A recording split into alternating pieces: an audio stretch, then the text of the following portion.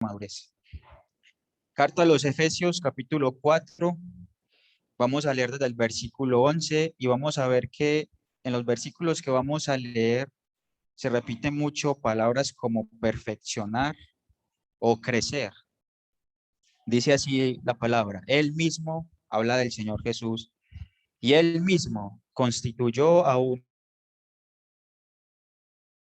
unos apóstoles, a otros profetas, a otros evangelistas, a otros pastores y maestros, a fin de perfeccionar o madurar a los santos para la obra del ministerio, para la edificación del cuerpo de Cristo, hasta que todos lleguemos a la unidad de la fe y del conocimiento del Hijo de Dios, a un varón perfecto o maduro, a la medida de la estatura de la plenitud de Cristo, para que ya no seamos niños, y ahí niños también tiene que ver con inmadurez, para que ya no seamos niños fluctuantes, llevados por doquiera de todo viento de doctrina, por estratagema de hombres que para engañar emplean con astucia las artimañas del error, sino que siguiendo la verdad en amor crezcamos o maduremos en todo en aquel que es la cabeza del cuerpo, bien concertado y unido entre sí, por todas las coyunturas se ayudan mutuamente, según la actividad propia de cada miembro, recibe su crecimiento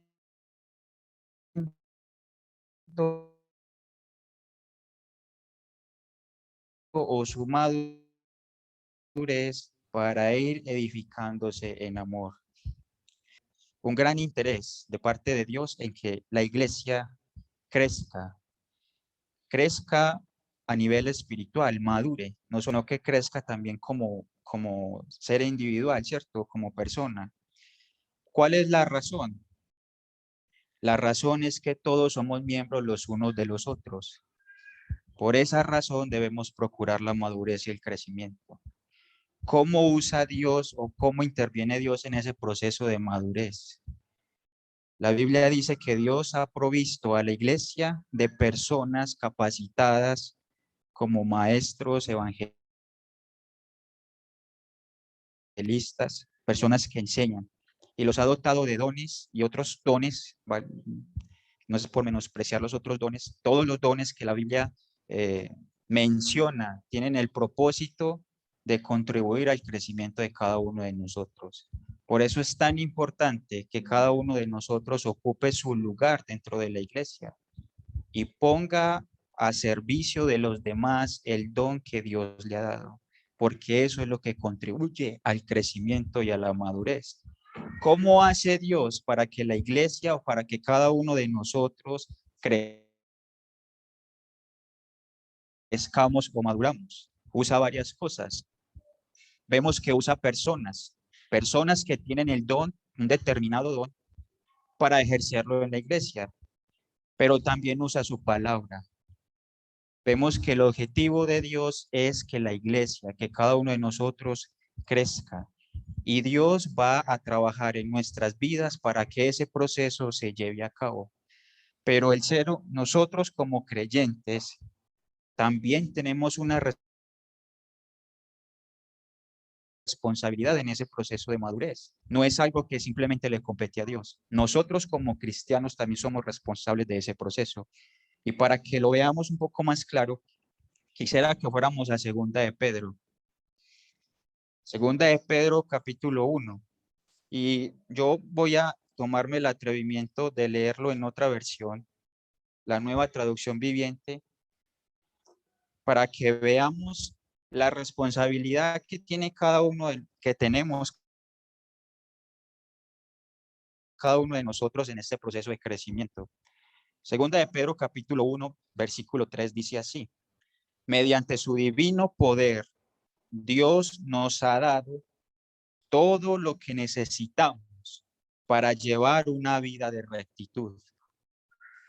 Todo esto lo recibimos al llegar a conocer a aquel que nos llamó por medio de su maravillosa gloria y excelencia. La Biblia está diciendo que Dios nos ha dado todo lo que necesitamos, todo lo que necesitamos, su palabra, su espíritu, la iglesia, dones, para que nosotros podamos llevar esa vida de rectitud o fructífera, como dice algunas otras versiones. Versículo 4, y debido a su gloria y excelencia nos ha dado grandes y preciosas promesas. Estas promesas hacen posible que ustedes participen de la naturaleza divina y escapen de la corrupción del mundo causada por los deseos humanos. Versículo 5, y eso es lo que quiero enfatizar.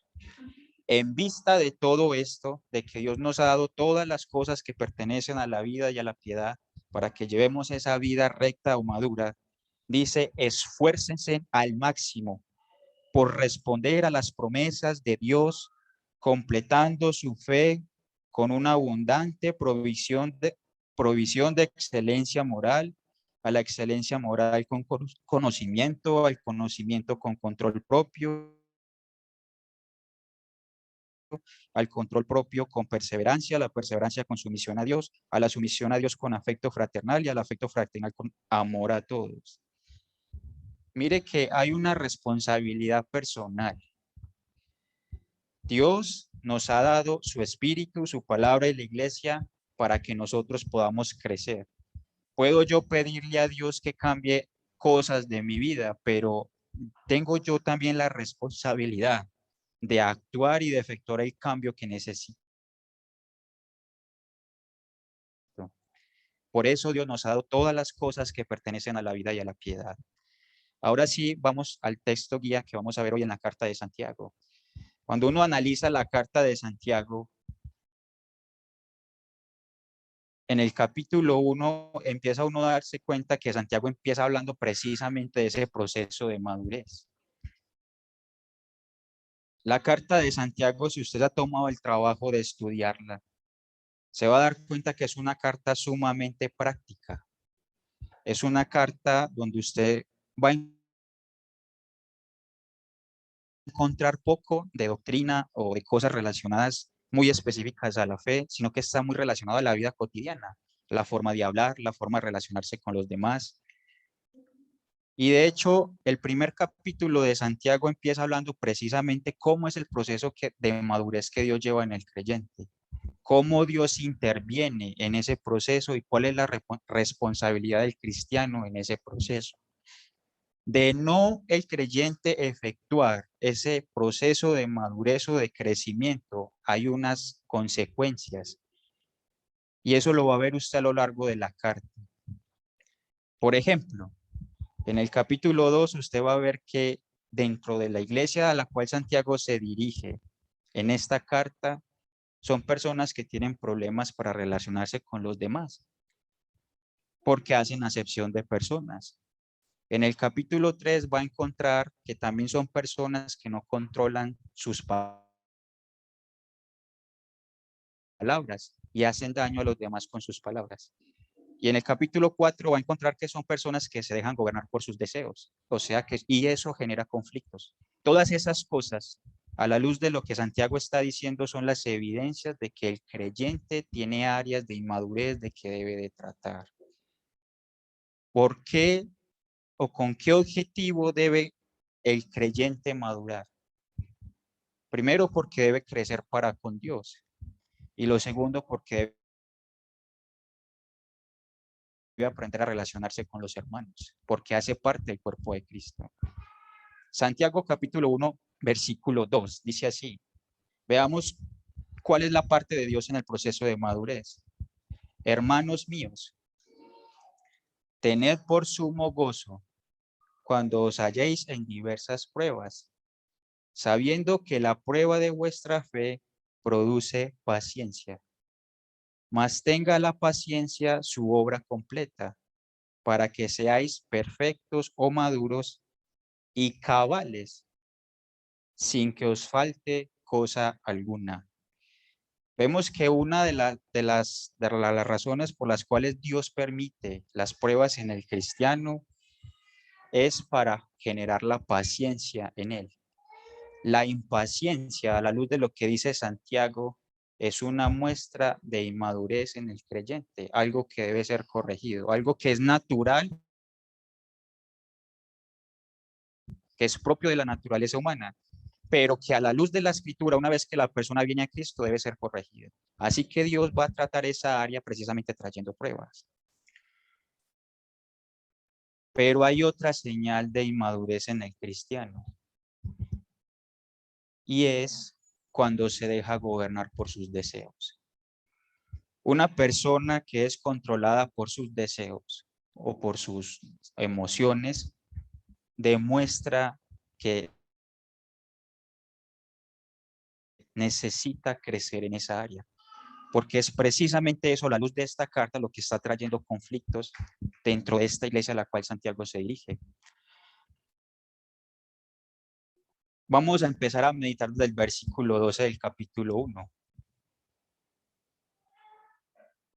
Santiago dice: bienaventurado el varón que soporta la tentación, porque cuando haya resistido la prueba, recibirá la corona de vida que Dios ha prometido a los que le aman.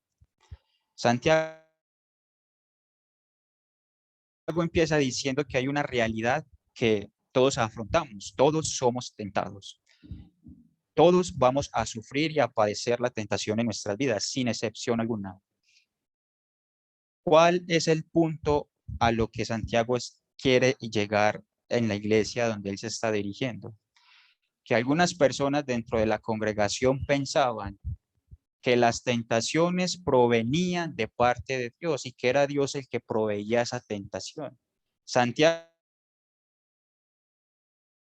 va a empezar a corregir ese detalle porque eso no es verdad. Versículo 13. Cuando alguno es tentado, no diga que es tentado de parte de Dios, porque Dios no puede ser tentado por el mal, ni él tienta a nadie, sino que cada uno es tentado cuando de su propia concupiscencia, la palabra concupiscencia ahí es deseo, cuando de sus propios deseos es atraído o seducido. ¿Eso qué quiere decir? Eso quiere decir que las intenciones de hacer las cosas mal son propias. Somos nosotros los que pecamos voluntariamente. Dios no tiene nada que ver ahí. Son nuestros deseos los que nos llevan a hacer precisamente las cosas mal.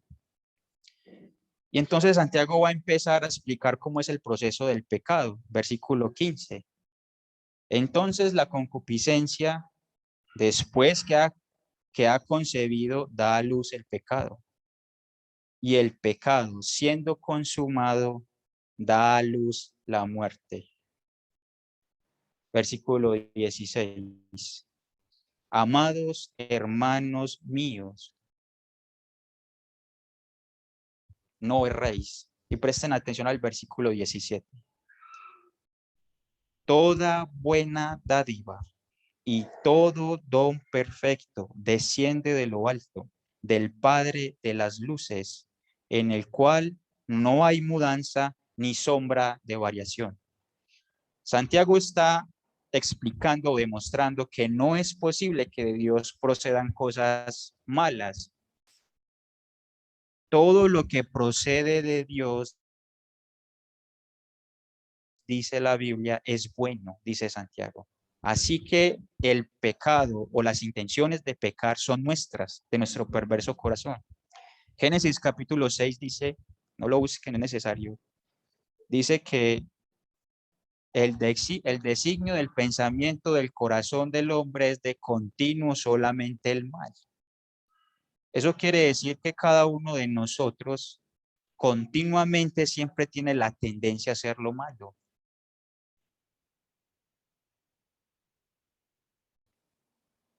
Pero Dios tiene toda la intención de proveernos cosas buenas. Solamente que el deseo de nuestro corazón se opone a que esas cosas buenas lleguen a nuestras vidas. Y ahí es donde la madurez del creyente es puesta a prueba. Versículo 18. Él de su voluntad, Dios nos hizo nacer por la palabra de verdad, para que seamos primicias de sus criaturas. Por esto, teniendo en cuenta lo que dijimos, lo que se leyó atrás, vamos a seguir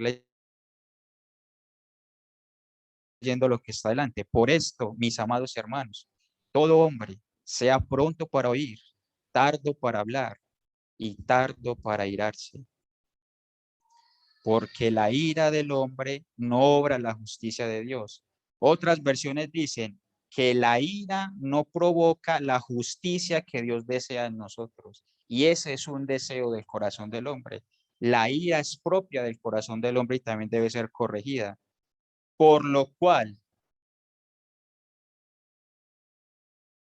desechando toda inmundicia y abundancia de malicia, recibid con mansedumbre la palabra implantada, la cual puede salvar vuestras almas. Aquí hay algo que hay que rechazar y hay algo que hay que recibir. Hay que rechazar la inmundicia y la malicia, pero hay que recibir con mansedumbre o con dulzura la palabra de Dios. Y vimos en Efesios que es precisamente la palabra uno de los mecanismos que Dios utiliza para nuestro proceso de madurez. Pero no simplemente es conocer la palabra. Para que ese proceso de madurez o de perfección se lleve a cabo, debe haber acción. Y ahí es donde entra el cristiano con su responsabilidad. Versículo 22. Pero sed hacedores de la palabra y no tan solamente oidores, engañándoos a vosotros mismos.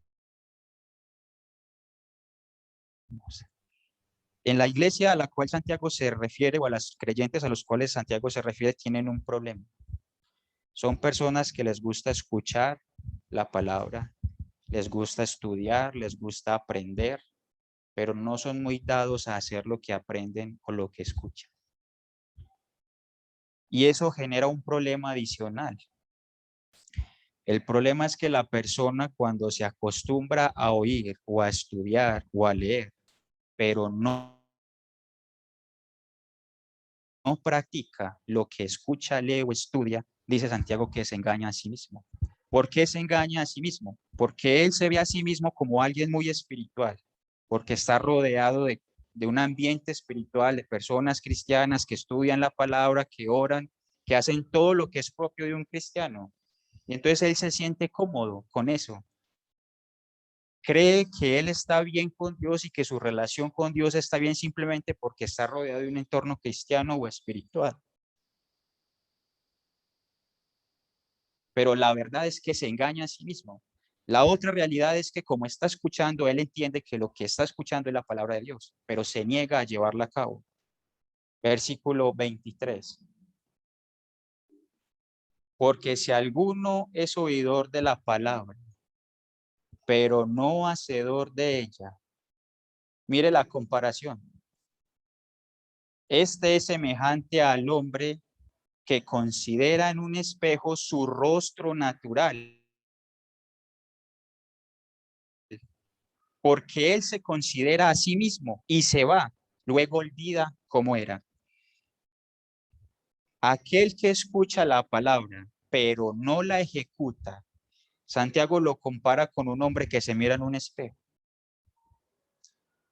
Dice que ve su rostro natural.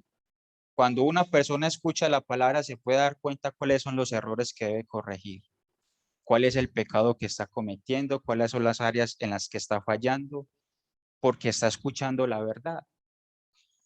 Pero como no tiene ningún interés en que su corazón crezca o madure o se desarrolle o ser un cristiano más fuerte y fructífero, como en su corazón no está ese deseo de madurar o crecer, él simplemente escucha y se va. Va a seguir congregándose, va a seguir estudiando, va a seguir leyendo, va a seguir orando, pero no hay un cambio de corazón. Mire que Santiago se está refiriendo a cristianos, a una iglesia. No estamos hablando de personas incrédulas o que vienen a una iglesia por primera vez. Estamos hablando de personas que ya conocen el Evangelio, personas que ya le entregaron su vida a Cristo, personas que saben que tienen áreas en su vida que deben de mejorar o madurar. pero por alguna razón deciden no hacerlo. Sin embargo, no dejan de escuchar porque son cristianos, solamente que son cristianos que han decidido vivir en el engaño, porque todo aquel que escucha la palabra y no corrige lo que debe corregir, dice Santiago, ha escogido vivir engañado, porque los deseos de su corazón lo engañan.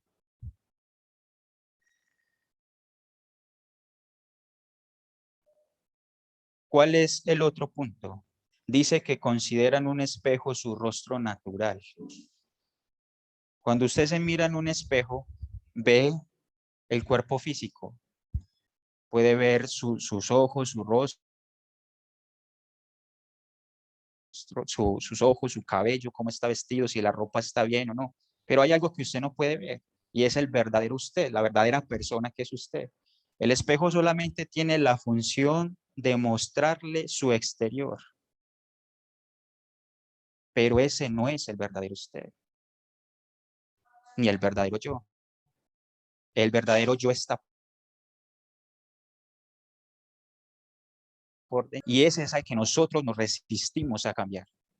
Así que esta persona ha decidido vivir en la inmadurez. Versículo 25. Mas el que mira atentamente en la perfecta ley. Y aquí quiero llamar la atención a ustedes. La frase mirar atentamente literalmente significa inclinarse para ver. Es una persona que también se mira en el espejo, pero para mirar con mayor detalle tiene que inclinar. Gracias. Se inclina para ver con mayor detalle.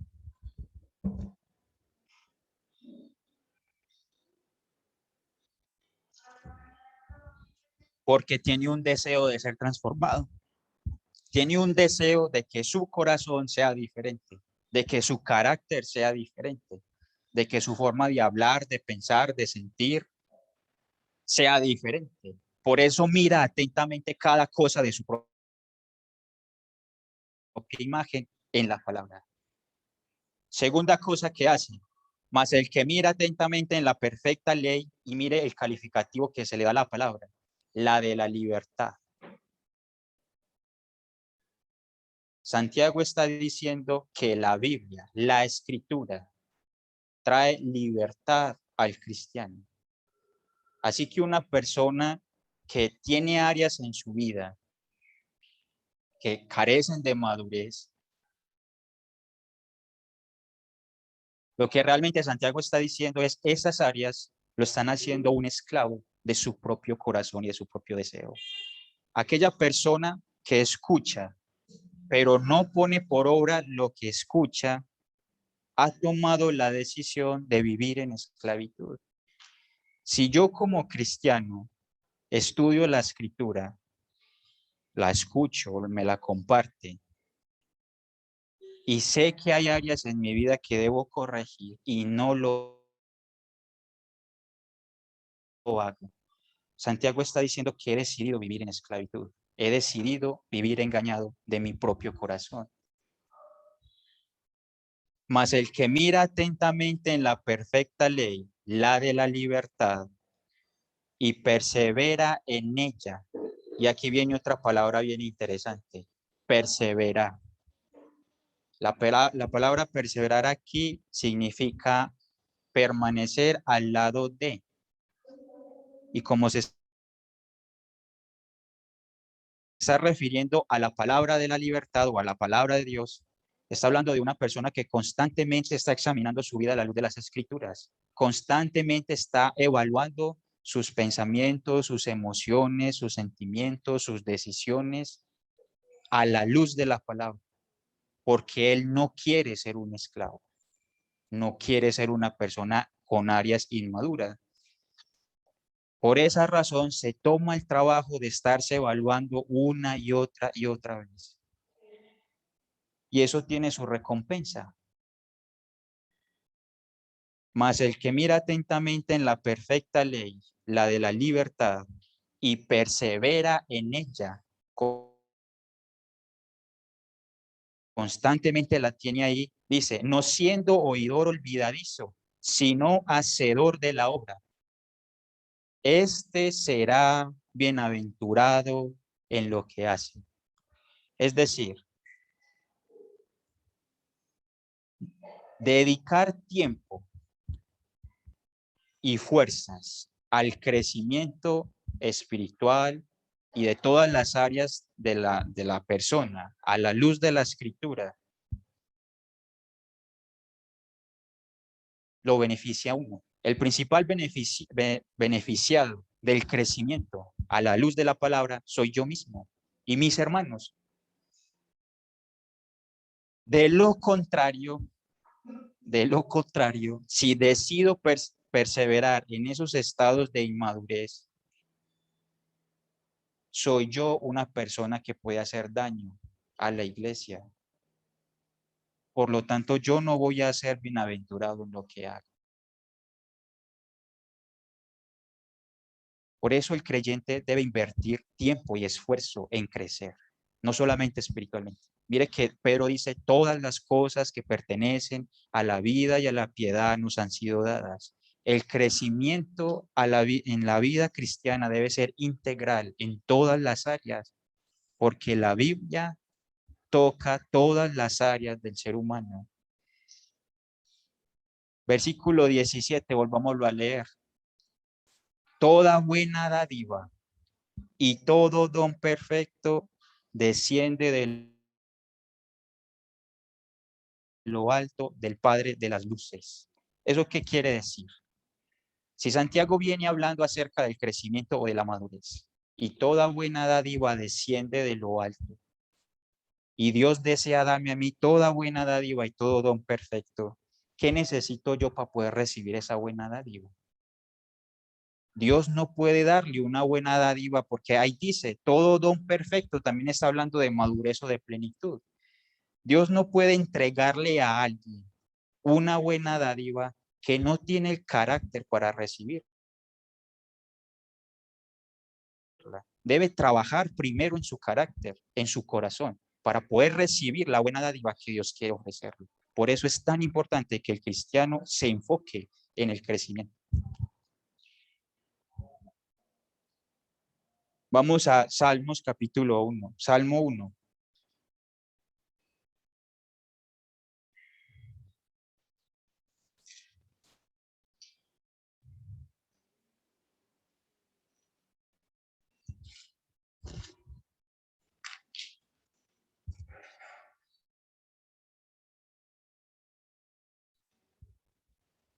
El Salmo empieza con palabras de bienaventuranza.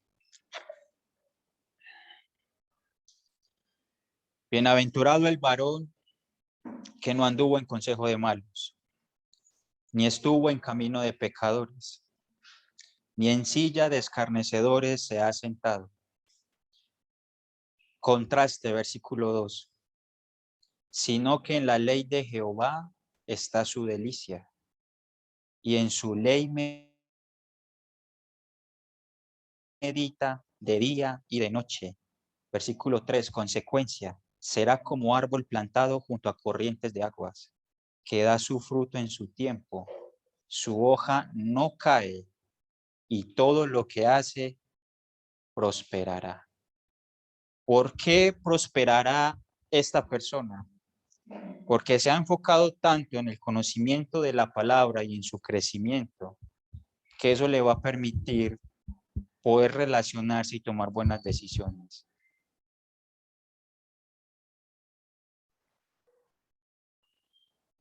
Vamos a Josué.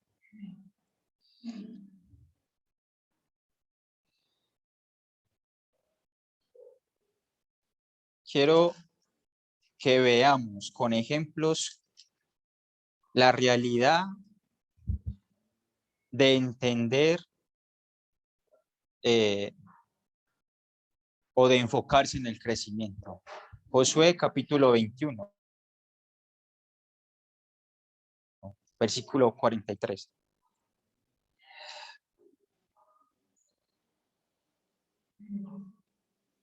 Para contextualizar un poco, El libro de Josué habla de cómo Josué toma el liderazgo del pueblo de Israel para conquistar la tierra prometida de Canaán. Josué es responsable de llevar a los israelitas adentro de la tierra prometida. Tiene que enfrentarse a los gigantes y a ejércitos demasiado fuertes. Y Dios le da la promesa de que la tierra les pertenece.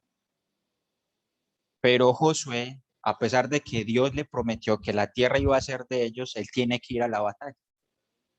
Dios no le va a dar no le va a dar la tierra a Josué ni a Israel al otro lado del Jordán, ellos ahí quietos. Se tienen que esforzar, tienen que trabajar por ella. Por lo tanto, Josué tiene que confiar en Dios y esa confianza se va a ver reflejada en sus obras. Versículo 43. De esta manera dio Jehová a Israel toda la tierra que había jurado dar a sus padres, y la poseyeron y habitaron en ella. Y Jehová les dio reposo alrededor conforme a todo lo que había jurado a sus padres. Y ninguno de todos sus enemigos pudo hacerles frente, porque Jehová entregó en sus manos a todos sus enemigos. Versículo 45.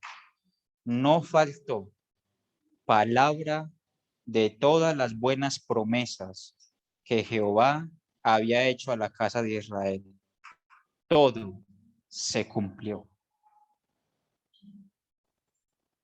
Santiago dice que el que es no solamente oidor de la palabra, sino hacedor de la palabra, ¿cuál es el resultado? Será bienaventurado en lo que hace. Pero si yo rechazo, o más bien, si yo solamente soy un oidor de la palabra y no un hacedor de ella, no puedo ser bienaventurado en lo que hago. No es posible, es un principio bíblico. Por lo tanto, voy a ser esclavo de mis propios deseos.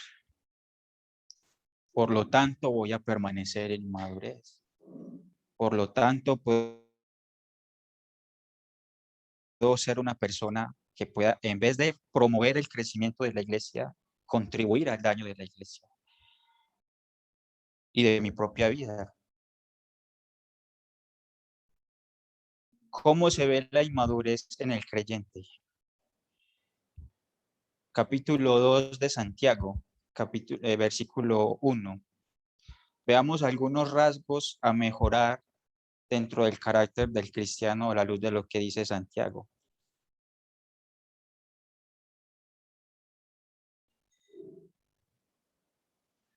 Veamos cómo el crecimiento, o más bien la falta de madurez en algunas áreas de nuestra vida afectan las relaciones entre nosotros.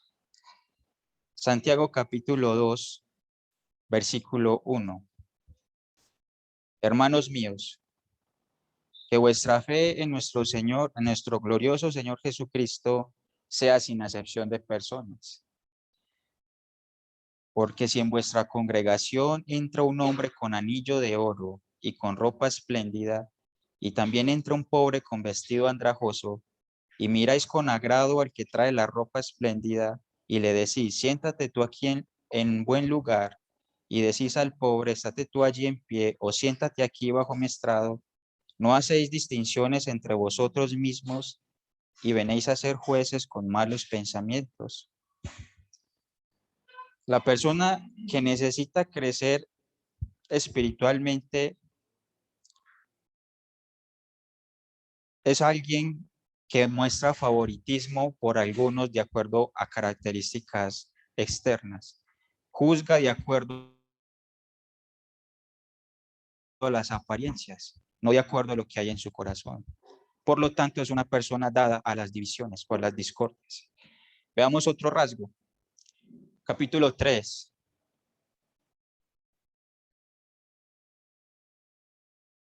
Alguien que necesita mejorar en su madurez manifiesta también inmadurez en sus palabras.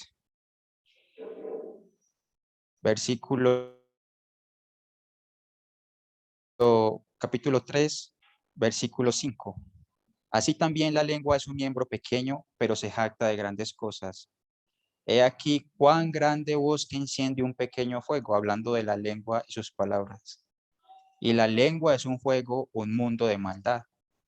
La lengua está puesta entre nuestros miembros y contamina todo el cuerpo, e inflama la rueda de la creación y ella misma es inflamada por el infierno. Porque toda naturaleza de bestias y de aves y de serpientes y de seres del mar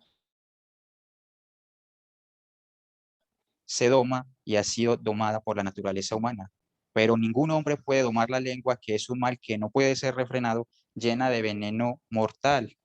Y mire esta característica. Con ella bendecimos al Dios y Padre, y con ella maldecimos a los hombres que están hechos a la semejanza de Dios. Eso es algo que debe ser corregido en el cristiano. ¿Por qué razón? Porque no podemos atentar contra la vida de aquellos que están hechos a la semejanza de Dios. Por esa razón, no debemos dañar a nadie con nuestras palabras. Otra característica, una persona que carece de madurez es una persona gobernada por sus deseos. Capítulo 4, versículo 1. ¿De dónde vienen las guerras y los pleitos entre vosotros? ¿No es de vuestras pasiones las cuales combaten en vuestros miembros? Codiciáis y no tenéis, matáis y ardéis de envidia y no podéis alcanzar. Combatís y lucháis, pero no tenéis lo que deseáis porque no pedís. Pedís y no recibís porque pedís mal para gastar en vuestros deleites, oh almas adúlteras. ¿No sabéis que la amistad del mundo es enemistad contra Dios? Cualquiera pues que quiera ser amigo del mundo se constituye enemigo de Dios. Entonces, para concluir, vemos que Dios está interesado en el crecimiento del creyente, en todas las áreas de su vida. ¿Cuál es la razón? La razón es que Dios desea bendecir al cristiano. Dios quiere darle buenas dádivas y dones perfectos al creyente. Pero el corazón del creyente, dada su rebeldía y los deseos de su corazón, se resiste a eso. Pero el creyente debe esforzarse para poner por obra lo que escucha, para que pueda ser bienaventurado en lo que hace. Vamos a orar. Padre Santo, gracias te damos en Cristo Jesús por tu verdad. Señor, cada uno de nosotros tiene áreas en su vida que le cuesta manejar. Todos nosotros tenemos áreas inmaduras donde necesitamos crecimiento, donde nuestros deseos nos gobiernan y nos llevan a desagradarte y hacer cosas que no son para nada honrosas delante de ti. Pero te pedimos, Señor, que nos ayudes a que no seamos más oidores de tu palabra, sino hacedores de ella. Ayúdanos a entender, Señor, que no hay bien fuera de ti, de que no hay bien lejos de tu palabra, de que no hay bien, Señor, lejos de la rendición a las Escrituras, y de que tú anhelas, Señor, darnos una vida de gozo y de paz, pero para eso debemos sujetarnos a ti. Ayúdanos, Señor, a ser el pueblo maduro, fuerte, que tú anhelas y deseas. Bendice a tu iglesia, Señor, en esta semana. Guárdalos en sus caminos, en sus trabajos, en todo lo que van a emprender. Que tu palabra siempre esté en sus corazones. Te damos muchas gracias, Señor, en el nombre de Jesús. Amén. Gracias.